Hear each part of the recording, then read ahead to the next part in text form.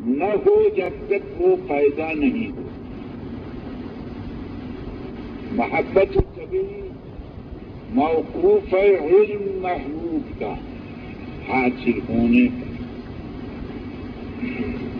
جیسے پروانے کو آپ دیکھتے ہیں، اگر آپ نے پردہ لٹکا رکھا ہے، دروازہ بند کر رکھا ہے، شمع موجود ہے، پروانہ نہیں دیکھتا پردے کی وجہ سے، تو اپنے آپ کو فدا کرنے پر تیار نہیں۔ مگر آپ نے پردہ اٹھا دیا، اب پروانہ جب دیکھتا ہے پردے کے اٹھنے کے بعد تو اپنی جان کو قربان کرنے کے لیے تیار ہوتا ہے۔ محبت طبیعی جب پائی جاتی ہے کہ جب علم ہو محبوب کا، قبل العلم ایک چیز موجود ہے، سامنے موجود ہے، مگر محبت طبیعی متحقق نہیں ہوتی۔ تو جناب رسول اللہ صلی اللہ علیہ وسلم کے اندر اسباب محبت طبیعی کے مکمل موجود ہیں۔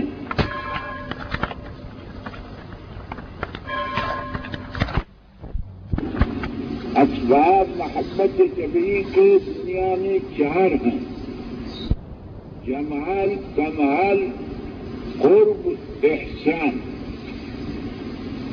آپ جہاں بھی محبت طبیعی پائیں گے، ان میں سے کوئی سبب موجود ہوگا جبھی محبت طبیعی ہوگی۔ یہ 4 اسباب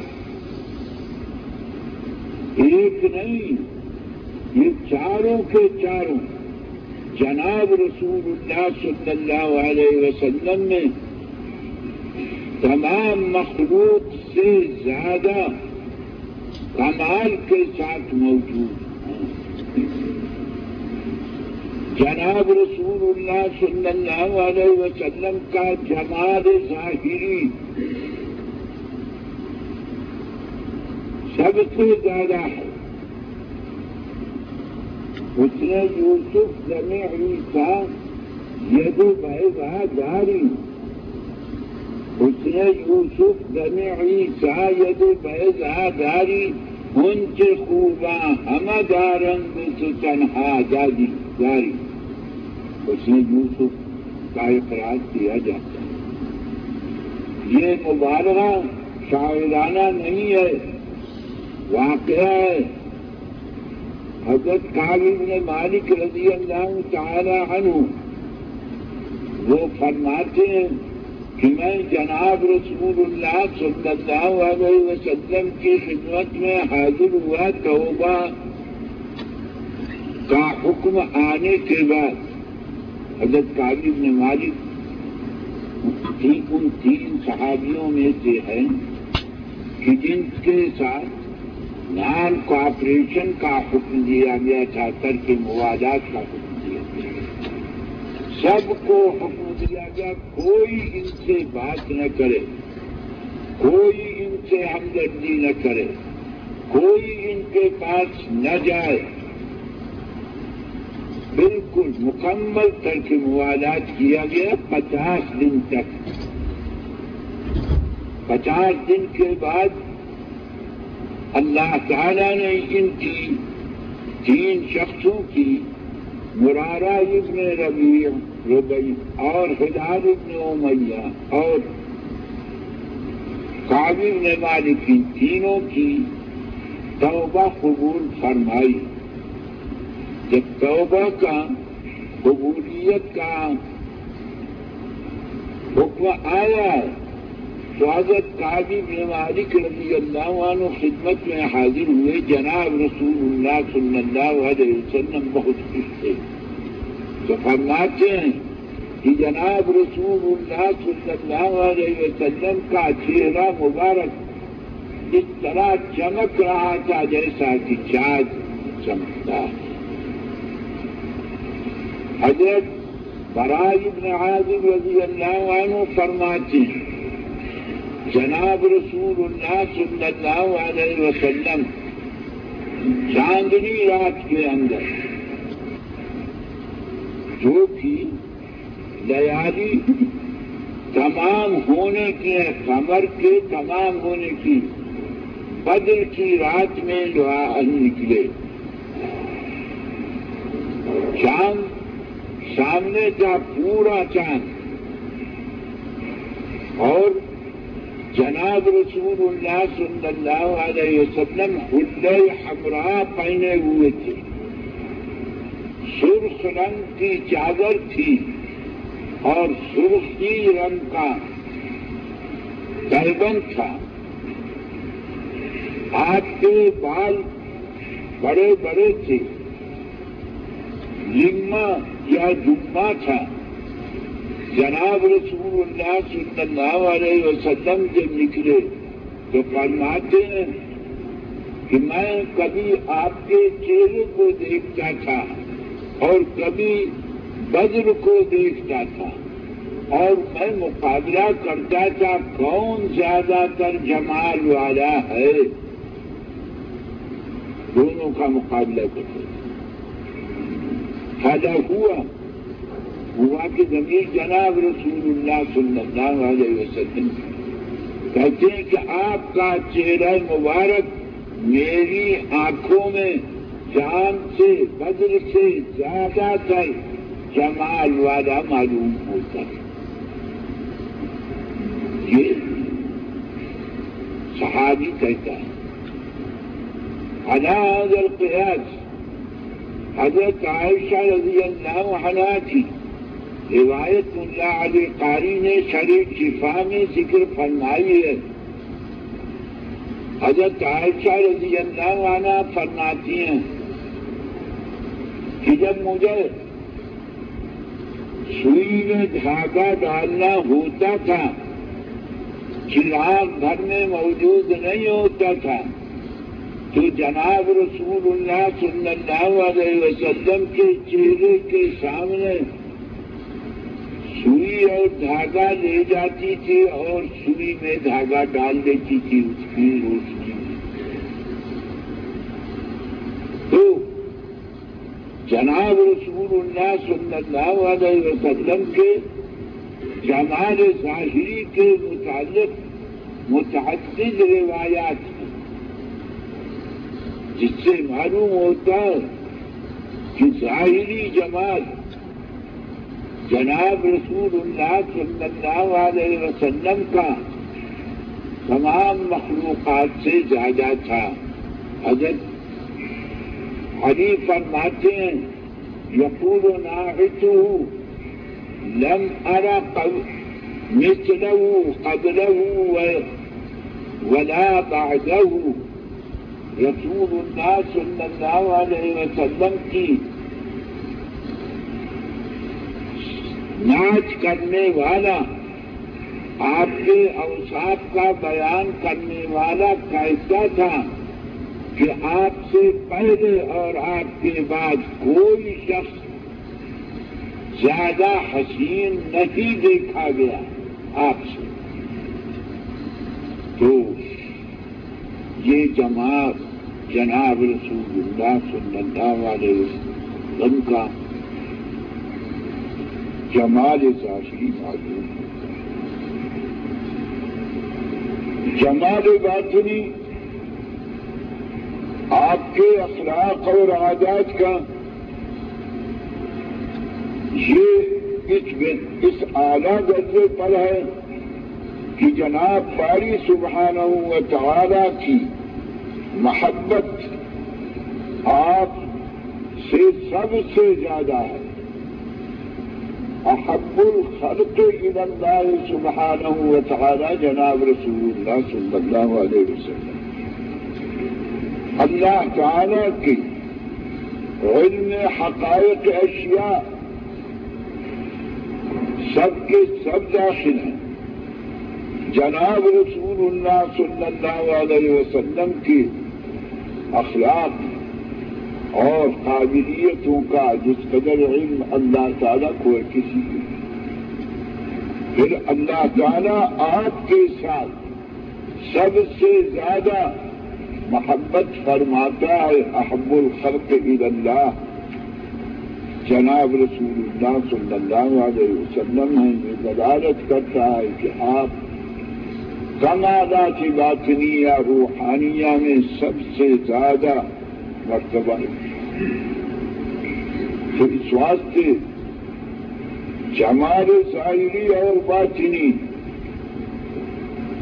حضرت صلی اللہ علیہ وسلم کا سب سے زیادہ کمال تو ظاہر ہے کہ اللہ تعالیٰ نے جناب رسول اللہ صلی اللہ علیہ وسلم کو نبی الانبیاء بنایا. اذ اخذ اللہ میثاق النبیین لما آتيتكم من كتاب وحكمة ثم جاءكم رسول مصدق لما معكم لتؤمنن النبيين لما آتيتكم من كتاب وحكمة ثم جاءكم رسول مصدق لما معكم لتؤمنن به ولتنصرنه.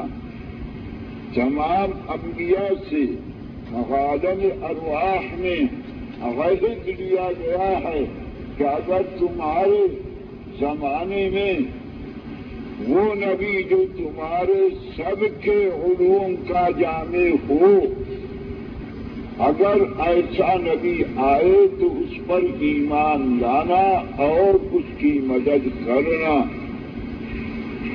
ایسا نبی جو کہ تمام انبیاء کے علوم کا جامع ہو، نبی آخر الزمان کے سوا دوسرا نہیں ہو سکتا. آپ فرماتے ہیں علمت علم الاولین والآخرین. تو تمام انبیاء کے علوم آپ کو دے دیے گئے اور آپ کے علوم سب کو نہیں دیے گئے. تو اس واسطے جہاں کے سارے کمالات ایک تجھ میں ہیں، جہاں کے سارے کمالات ایک تجھ میں ہیں، تیرے کمال کسی میں نہیں مگر دو چار. تو اس واسطے علمت علم الاولین والآخرین، سب سے بڑا کمال صفات میں علم. علم جناب رسول اللہ صلی اللہ علیہ وسلم کو تمام مقبولان بارگاہ خداوندی سے زیادہ دیا گیا، اور مقبولان بارگاہ الہی کو جو علم ہے وہ حقیقی علم دیا گیا، اور لوگوں کے علوم حقیقی نہیں، بہت کم ہیں. تو کمال خود رسول علیہ الصلاۃ والسلام سب سے اونچا ہے. جناب رسول اللہ صلی اللہ علیہ وسلم کے اخلاق کے متعلق آپ ابتدا سے دیکھ رہے ہیں، وحی کے باعث جو کمالات ذکر کیے گئے، حضرت خدیجہ رضی اللہ عنہا نے ذکر کیا، ورقہ ابن نوفل نے ذکر کیا، ہرقل نے ذکر کیا، اور روایتوں میں آئیں گے. یہ آپ کے کمالات باطنیہ کے اوپر ظاہریہ کے اوپر کس طرح سے پورے ہوئے. تو جمال، کمال، احسان، رسول اللہ صلی اللہ علیہ وسلم کا احسان تمام خلق پر اس دنیا میں اور آخرت میں سب سے زیادہ ہے. جناب رسول اللہ صلی اللہ علیہ وسلم کے ذریعے سے تمام سب کی نجات کی صورتیں ہیں. آدم فمن دونہ تحت اللواء یوم القیامہ، آدم اور آدم کے بعد جتنے بھی لوگ ہیں، جتنی اولاد ہے، انبیاء ہوں، اولیاء ہوں، حکماء ہوں، قیامت تک کے لیے سب کے سب فرماتے ہیں کہ میرے جھنڈے کے نیچے قیامت کے دن انا خطیبہم اذا وفدوا،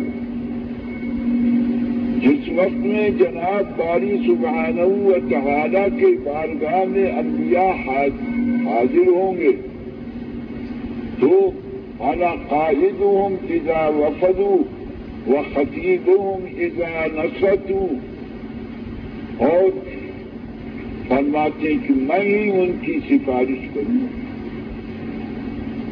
اس واسطے جناب رسول اللہ صلی اللہ علیہ وسلم کا احسان تمام انبیاء علیہم الصلاۃ والسلام پر ہے، تو اب اور دوسرے کہاں واقع ہے؟ جناب رسول اللہ صلی اللہ علیہ وسلم شفاعت عامہ کا دفتر کھولیں گے. شفاعت عامہ شفاعت کبریٰ کو کہتے ہیں. شفاعت کئی قسم کی ہے، سب سے بڑی شفاعت شفاعت کبریٰ ہے، جس کے اندر جناب رسول اللہ صلی اللہ علیہ وسلم کی شفاعت کی وجہ سے تمام مخلوق، مسلمان، غیر مسلمان، کافر، متقدمین، متاخرین، سب کے لیے کامیابی واقع ہے.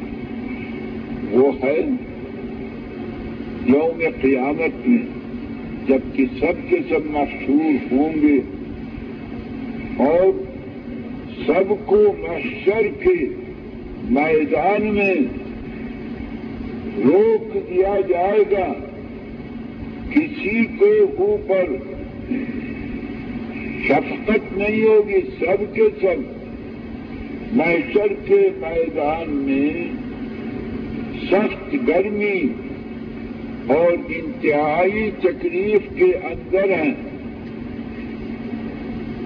آفتاب سب کے سامنے قریب ہے، کوئی درخت نہیں ہے، کوئی مکان نہیں ہے، کوئی چھتری نہیں ہے، کوئی چیز سایہ کرنے والی نہیں، بدن پر کپڑے بھی نہیں ہیں، سب کے سب ننگے ہیں. سخت گرمی کی وجہ سے پسینہ آ رہا ہے، کسی کا پسینہ گردن تک ہے، کسی کا پسینہ سینے تک ہے، کسی کا پیٹ تک ہے، کمر تک ہے، ران تک ہے، گھٹنے تک ہے. حسب الاعمال، لوگ پسینے کے اندر شرابور، اور کوئی ذریعہ آرام کا نہیں ہے. اس وقت میں سب کو پریشانی ہوئی اور جناب باری سبحانہ و تعالی کی طرف سے کسی کے لیے سامان راحت نہیں ہے الا عباد اللہ المخلصین.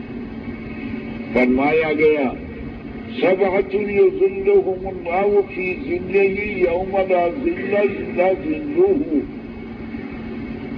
7 آدمیوں کے اوپر اللہ تعالی کا سایہ ہوگا اس دن جبکہ کوئی سایہ نہیں.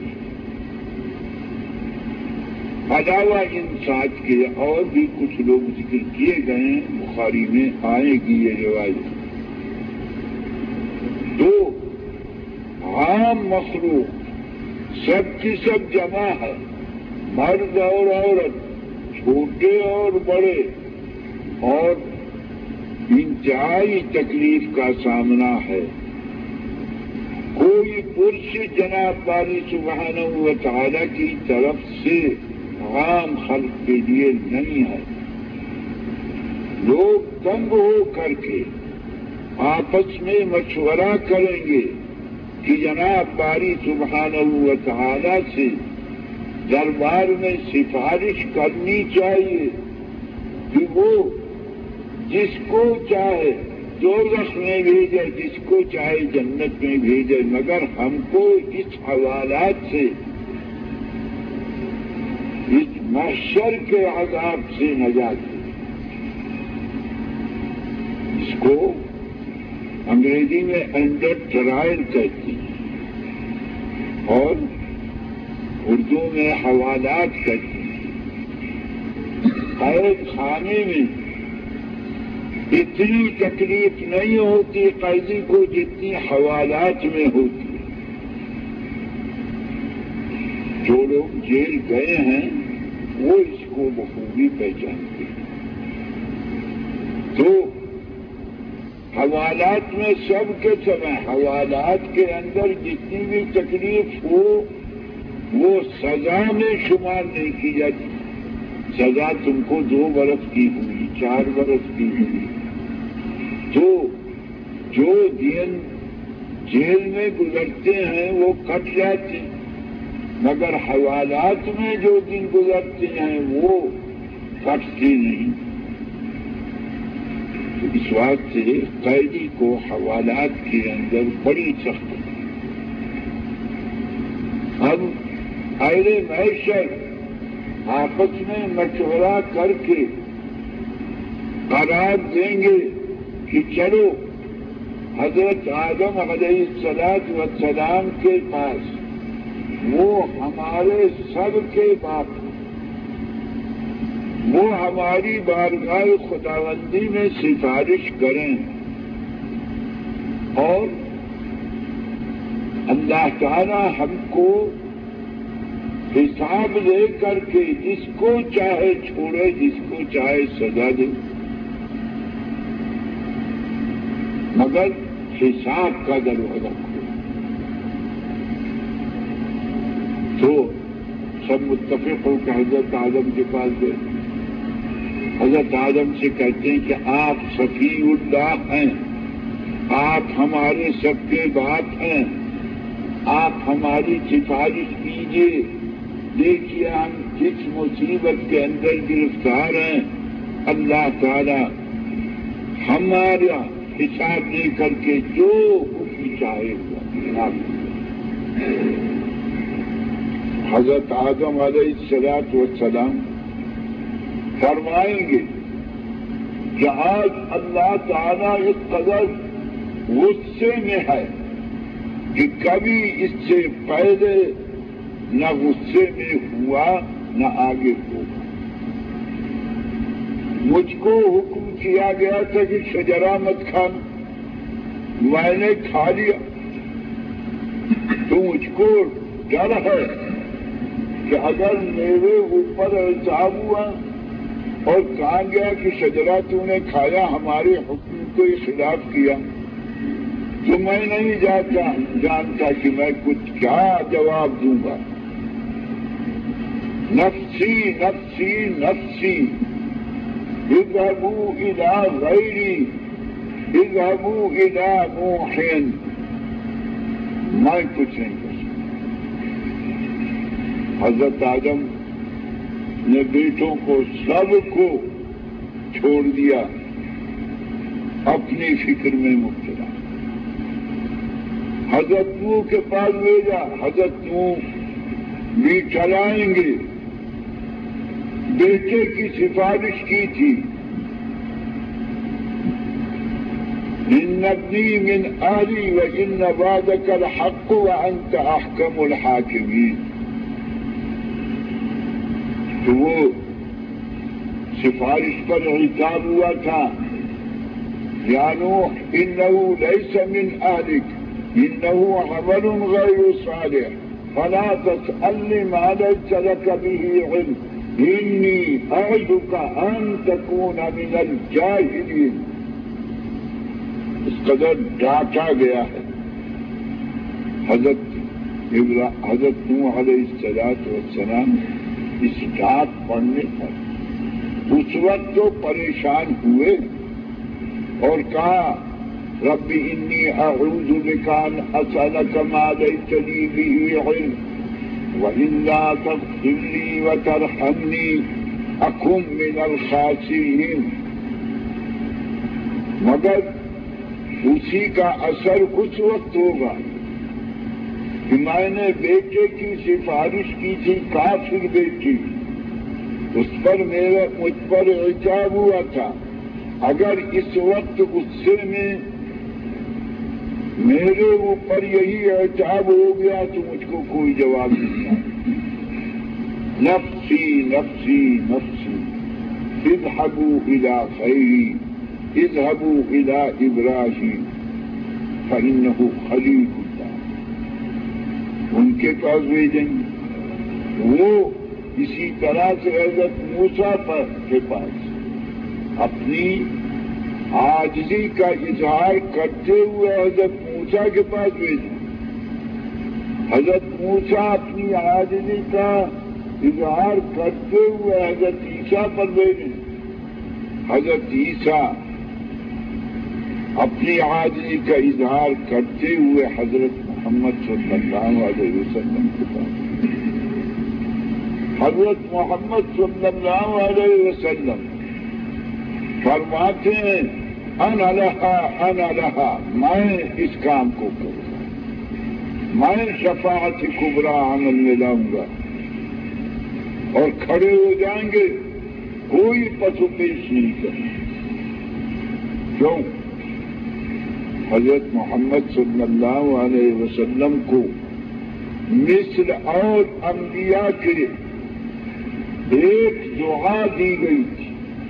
ہر پیغمبر کو اللہ تعالیٰ جب بھیجتا ہے تو اس کو ایک دعا قطعی دیتا ہے. تم جو مانگو ہم قطعاً تم کو دیں گے. ایک دعا کے اندر قطعی وعدہ ہوتا ہے. یوں سینکڑوں ہزاروں دعائیں پیغمبر کی قبول ہوتی ہیں مگر کسی پر قطعی وعدہ نہیں. ایک دعا پر قطعی وعدہ ہوتا ہے. جناب رسول اللہ صلی اللہ علیہ وسلم کو وہ دعا دی گئی اور انبیاء سابقین کو سب کو دی گئی. مگر جتنے انبیاء آپ سے پہلے گزرے انہوں نے اس دعا کو اپنی زندگی میں دنیا میں خرچ کر ڈالا. اللہ تعالیٰ سے مانگا اس دعا کو، جس چیز کو مانگا وہ قبول ہوئی. مگر جناب رسول اللہ صلی اللہ علیہ وسلم نے اخیر وقت تک وہ دعا خرچ نہیں کی. بڑی بڑی مصیبتیں آپ پر آئیں. اوذیت فی اللہ ما لم یوذ احد لقد اخفت فی اللہ ولا یخاف احد. بہت ڈرایا گیا، بہت ستایا گیا. آپ فرماتے ہیں ولا یخاف نبی، بعضی روایتوں میں ہے، بعضی میں لا یخاف احد ولا یوذى احد. مگر رسول اللہ صلی اللہ علیہ وسلم نے تحمل کیا، برداشت کیا، اس دعا کو نہیں خرچ کیا. وہ آپ کے پاس خزانے میں موجود ہے. اس لیے آپ کو پورا اطمینان ہے کہ میں جس بات کو مانگوں گا بارگاہ الہی سے دی جائے گی. اب اسی بات سے کھڑے ہو جاتے ہیں انا لہا انا لہا، اور جا کر کے سجدے میں تحت العرش گر جاتے ہیں اور مانگتے ہیں. تو ثنا اور صفت اس اعلیٰ درجے کی کرتے ہیں کہ جن کے الفاظ جناب رسول اللہ صلی اللہ علیہ وسلم کو دنیا میں حاضر نہیں ہے. ثنا اور صفت قبول ہوتی ہے اور کہا جاتا ہے یا محمد ارفع راسک قل تسمع واشفع تسمع. فرمایا جاتا ہے کہ سر اٹھاؤ، کہو جو تمہارا جی چاہے، تمہاری بات سنی جائے گی، اور جس کی چاہے سفارش کرو، تمہاری سفارش قبول کی جائے گی. اب اس سفارش کے اوپر محشر میں حساب کتاب شروع ہوگا. آپ نے یہ شفاعت کبریٰ ہے، اس وجہ سے اس کو کبریٰ کہا جاتا ہے کہ اس میں خصوصیت مسلمان کی نہیں ہے، ایمان والے کی نہیں ہے، متقی اور پرہیزگار کی نہیں ہے. ہر انسان، صغیر و کبیر، مومن اور کافر، کالا اور گورا، ایشیاٹک اور یورپین، سب کی سفارش کی جائے، مرد اور عورت. یہ شفاعت کبریٰ. جناب رسول اللہ صلی اللہ علیہ وسلم اس شفاعت کے کرنے والے ہیں. آپ کے لیے اور بھی شفاعتیں مخصوص ہیں، مگر یہ شفاعت کبریٰ ہے. رسول اللہ صلی اللہ علیہ وسلم کی تمام عالم پر عظمت اس شفاعت کبریٰ سے ظاہر ہوگی. سب کے ساتھ آج تو دنیا میں بہت سے منکر ہیں آپ کی نبوت کے، آپ کی عظمت کے، مگر محشر میں سب اقرار کریں گے. تو جناب رسول اللہ صلی اللہ علیہ وسلم کا احسان دنیا میں بھی اور آخرت میں بھی سب سے بڑا. تو دنیا میں جناب رسول اللہ صلی اللہ علیہ وسلم کے اخلاق عامہ اور آپ کا تمام انسانوں کے ساتھ نہایت جمیل معاملہ کرنا اخیر تک، اور اس کی تمام کارروائیاں وہ اس پر روشنی ڈالتی ہیں کہ کتنا بڑا احسان رسول اللہ صلی اللہ علیہ وسلم نے دنیا میں قوموں پر، مذاہب پر کیا. اس کی تفسیر اہل سیر لکھتے ہیں. تو اس واسطے احسان جناب رسول اللہ صلی اللہ علیہ وسلم کا تمام عالم انسانی پر سب سے زیادہ ہے. قرابت، چوتھا سبب قرابت ہے، قرب سے ماخوذ ہے. قرب کے متعلق آپ ہی نے کل کہا تھا النبی اولیٰ بالمؤمنین من انفسہم. اولیٰ الولی نزدیک شدن، نبی مسلمانوں کے ساتھ بنسبت ان کے جانوں کے زیادہ تر قریب ہے. ان کی روح، ان کی جان مومنوں سے اس قدر قریب نہیں ہے جتنا کہ حضرت محمد صلی اللہ علیہ وسلم ان کے قریب ہیں. اس طرح سے روح کی قربیت ہوتی ہے انسان سے، جس طرح سے باپ کی قربت ہوتی ہے اولاد سے، اسی طرح سے فرمایا کہ النبی اولیٰ بالمؤمنین من انفسہم. باپ قریب ہے بیٹے کے جسمیت کے اندر، اور نبی قریب ہے امتی سے روحانیت کے اندر. روحانیت مومنین کی جز ہے، روحانیت انبیاء سے. اس واسطے کہا گیا النبی اولی بالمؤمنین من انفسہم وازواجہ امہاتہم وفی قراءۃ وہو ابوہم. بجاوی نے ذکر کیا وہو ابوہم قراءت میں ہے. پیغمبر کی بیویاں تو امہات ہیں مومنین کی، یہ تو عام قرآت کے اندر موجود ہے. جب بیوی پیغمبر کی مومنین کی ماں ہوئی تو لازم ہے کہ نبی مومنین کا باپ ہو. یہ بطریق لزوم کے ہے، مگر قرآت میں وہو ابوہم بھی موجود ہے. تو اس سے معلوم ہوا کہ تمام مومنین کے باپ جناب رسول اللہ صلی اللہ علیہ وسلم.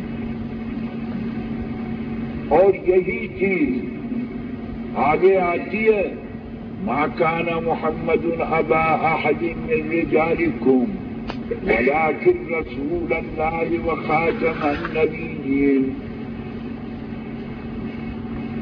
تو اس سے بھی یہی بات ثابت ہوتی ما کان محمد ابا احد من رجالکم، حضرت محمد صلی اللہ علیہ وسلم تمہارے مردوں میں سے کسی کے باپ نہیں ہیں. تو آگے استدراک کیا جاتا ہے ولکن رسول اللہ وخاتم النبیین. لیکن استدراک کے لیے ہے، استدراک تو ایسے شبہے کے دفع کرنے کو کا نام ہے جو پہلے کلام سے پیدا ہوا ہو. استدراک اس کو کہتے ہیں، لیکن اسی کے واسطے آتا ہے. اگر پہلے کلام سے کوئی شبہ پیدا ہوا ہے تو لیکن سے اس شبہے کو دفع کیا جاتا ہے. ما جاءنی زید ولکن عمرو، چونکہ مخاطب کو یہ خیال تھا کہ زید اور عمرو دونوں آئے ہیں، یا ایک آیا ہے اگر قصر قلب ہے یا قصر افراد ہے. چونکہ زید اور عمرو دونوں کے دونوں ساتھ رہتے ہیں، ایک کہیں جاتا ہے تو دوسرا بھی ساتھ ہوتا ہے، تو مخاطب کو یہ خیال تھا کہ زید اور عمرو دونوں آئے. تو آپ کہتے ہیں کہ ما جاءنی زید ولکن عمرو، ولکن عمرو جاءنی ہمیشہ. لیکن استدراک کے بعد سے استعمال کیا جاتا ہے جب کلام سابق میں کوئی شبہ ہو تو اس کو دفع کرنے کے لیے. تو اب یہاں کہا گیا ما کان محمد ابا احد من رجالکم، آگے لیکن رسول اللہ و خاتم النبیین کہا جاتا ہے. یہ لیکن کیوں کہا گیا؟ کون سا شبہ واقع ہوتا تھا کلام سابق سے؟ کلام سابق میں چونکہ انکار کیا گیا ہے ابوت کا. ما کان محمد ابا احد من رجالکم، تو شبہ ہوتا تھا کہ ابوت روحانی اور جسمانی دونوں رسول اللہ صلی اللہ علیہ وسلم سے منتفی ہے. نفی عموم کے اوپر وہ ما کان محمد ابا احد، کسی قسم کی ابوت جناب رسول اللہ صلی اللہ علیہ وسلم کو نہیں ہے، اس کو دفع کیا گیا ولکن رسول اللہ، جناب رسول اللہ اللہ کے رسول.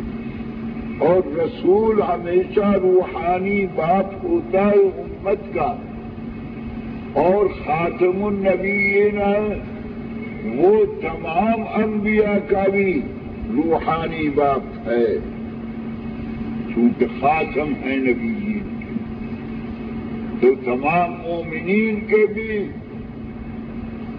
باپ روحانی ہے اور تمام انبیاء کے بھی باپ روحانی ہے. وہ خاتم النبیین فرمایا گیا. تو اس واسطے جناب رسول اللہ صلی اللہ علیہ وسلم تمام انبیاء کی اور تمام مومنین کے بدر روحانی اب روحانی ہیں. اور اب ہمیشہ ابن کا کے ساتھ اقرب ہوتا ہے، جز ہوتا ہے. ابن جز ہے اور باپ کل ہے. جز کو کل کے ساتھ جس قدر قرب ہوتا ہے وہ ظاہر. تو معلوم ہوا کہ جناب رسول اللہ صلی اللہ علیہ وسلم کو جس قدر قرب ارواح مومنین کے ساتھ اور تمام انبیاء کے ساتھ ہے اتنا کسی کو نہیں. یہ قرب روحانی ہے اور روح انسان کے اجزاء میں سب سے اعلیٰ جز ہے. انسان کے بدن میں دو جز ہیں، ایک جسم ایک روح. جسم ادنا درجہ ہے. ابوت جسمانی کی جو طاقت ہے روحانی ابوت کے سامنے وہ کوئی حیثیت نہیں رکھتی. تو جناب رسول اللہ صلی اللہ علیہ وسلم نے چاروں صفات جمال، کمال، احسان، قرب، قرابت، اس کی تفصیل ہم پوری نہیں کر سکے ہیں. آتی جائے گی کہیں نہ کہیں کچھ.